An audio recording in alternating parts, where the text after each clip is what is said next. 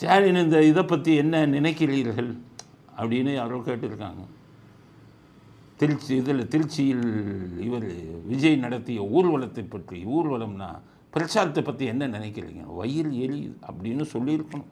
இவ்வளோ கூட்டம் வந்துருச்சு, நான் 1000 ரூபா கொடுத்து கெஞ்சினா எல்லா பேரும் தண்ணி அடிச்சுட்டு வந்து கேவலப்படுத்திக்கிட்டு இருக்கான், இவ்வளோ கூட்டம் வந்திருக்கேன் அப்படின்னு வயிறு எரியுதுன்னு சொல்கிறதுக்கு பதிலாக கொள்கை இல்லாத கூட்டம்ங்கிறார்.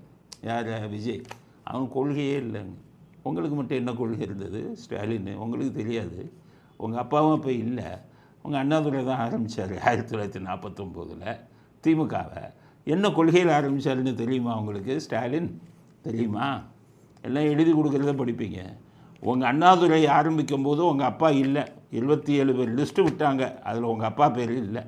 அப்போல்லாம் அவர் ட்ரெயின்லலாம் ஏறி வந்துட்டாரான்னு தெரியல. ட்ரெயினில் ஏறி வந்துட்டார், ஆனால் இங்கே வந்து எதில் முக்கிய இதில் இல்லை.